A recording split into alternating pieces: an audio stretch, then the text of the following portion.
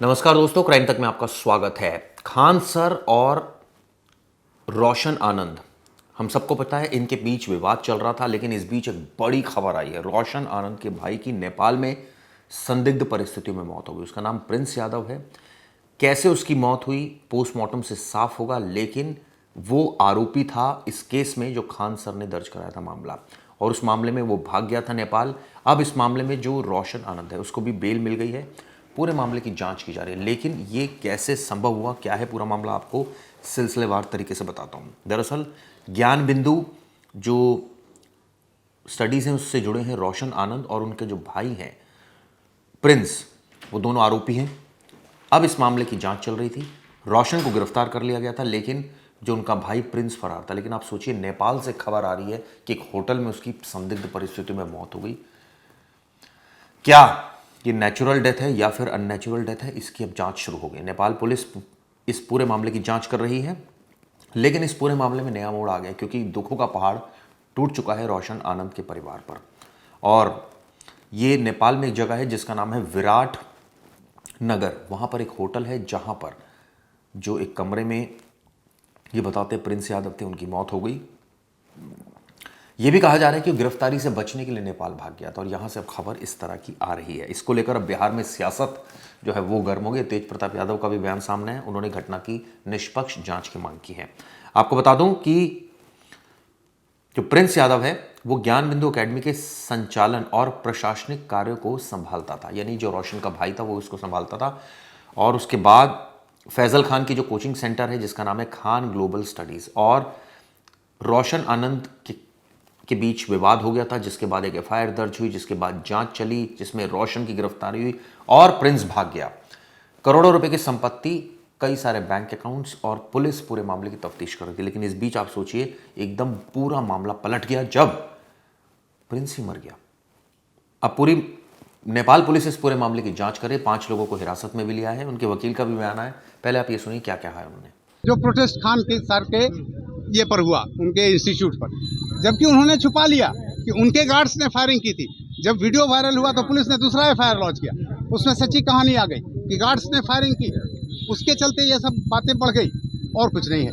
इनको बेल मिल गया। क्या लग रहा है सर, विलम्ब हुआ बेल मिलने में? कुछ टाइम? कोई विलम्ब नहीं। देखिए, प्रोसीजर है यार, कानून की अपनी प्रक्रिया है, वो निर्वहन करती है। अब सीजीएम है, 307 लगा था तो वहाँ नहीं देते हैं सेशन ट्राइब्यूनल में। अब सेशन जज के यहाँ आया तो एक दिन फिर टाइम ले लिया उनके इन्फॉर्मेंट के वकील ने कि हमारे वकील बीमार है।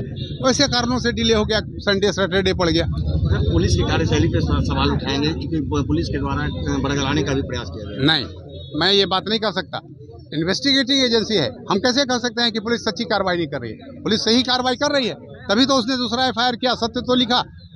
पुलिस अन्वेषण कर रही है, बिहार की पुलिस ईमानदार है, होगा। एक सवाल और उठता है हाँ। कि जिस तरह से खान सर की टीम जो कर्मी हैं उन्हें बार बार पुलिस के द्वारा नोटिस दे रहा है कि दिया जा रहा है कि आप कोर्ट में, ये थाने में आप आइए, आप पूछताछ में बयान करें। जाना चाहिए, लेकिन नहीं जा रहे हैं। ये पुलिस को है।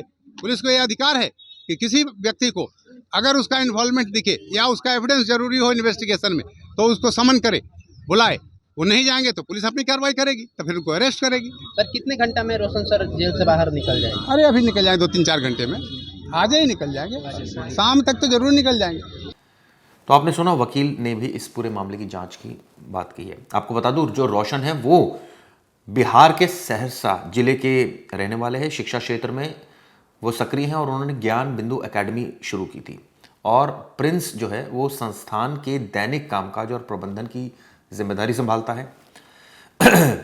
अब फिलहाल जांच पूरे मामले की जा रही है, लेकिन जिस तरह से कहानी पलटी है, अचानक ये खबर आ जाना कि इस मामले में उसकी मौत हो गई, कई सवाल खड़े हो रहे हैं। दरअसल राज्य सरकार से ये भी मांग उठी थी कि इस मामले में जो ज्ञान बिंदु एकेडमी के निदेशक हैं यानी रोशन, उसको बेल मिलनी चाहिए। अदालत ने उनको बेल दे दी है, क्योंकि इस समय उनके भाई की भी मौत हो गई और परिवार पर दुखों का पहाड़ टूटा है। ऐसे में ह्यूमैनिटेरियन ग्राउंड्स पर ये बेल मिली है।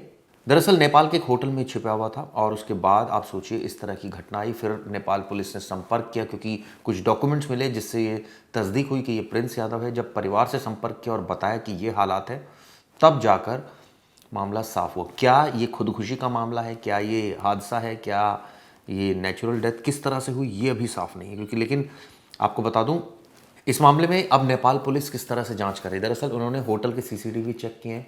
ये चेक किया जा रहा है वो चेक इन उसने कब किया, चेकआउट कब करने वाला था, क्या क्या डॉक्यूमेंट्स दिए थे चेक इन करते वक्त और कब पहुंचा था यहाँ पर। एक एक सीसीटीवी पूरा खंगाला जा रहा है ताकि जो पूरा ट्रेल है वो इस्टेब्लिश हो सके। 5 लोगों को हिरासत में भी लिया गया है। क्या उनके साथ ठहरा हुआ था, अकेला ठहरा हुआ था, प्रिंस, ये भी साफ नहीं है। पोस्टमार्टम रिपोर्ट का इंतजार है क्योंकि उससे बहुत कुछ साफ होगा। ये भी पता चला है, ये भी पुलिस जानने की कोशिश कर रही है कि वो किन किन लोगों के संपर्क में था। उसकी मोबाइल डिटेल्स निकाली गई है ताकि पता चल सके कि वो किन किन लोगों से बात कर रहा था और कैसे वो नेपाल पहुंचा। चलिए इस खबर पर आगे भी मेरी नज़र रहेगी, लेकिन आपको पूरा माजरा बता दूं किस तरह से खान सर और रोशन आनंद के बीच झगड़ा हुआ था, फायरिंग हुई थी। उसके बाद हमने देखा था कि इस मामले में एक केस में खान सर के खिलाफ भी मुकदमा दर्ज हुआ और उनको अंतरिम संरक्षण कोर्ट से मिला। हालांकि उनके गार्ड्स का ही कहना था कि गोली चलाई गई थी और ये खान सर के कहने पर चलाई गई थी। इस तरह की तमाम बातें सामने। लेकिन अब आप सोचिए, ये तो एक अलग मामला था जो खान सर के खिलाफ दर्ज हुआ था, लेकिन अब इस केस में आप सोचिए पूरा उलटफेर हो गया। फिलहाल इस पूरे मामले की जांच की जा रही है। नेपाल पुलिस सारे दस्तावेज, डॉक्यूमेंट जो जांच के होंगे, उम्मीद की जानी चाहिए कि वो भारत सरकार को सौंपेगी मंत्रालय के थ्रू,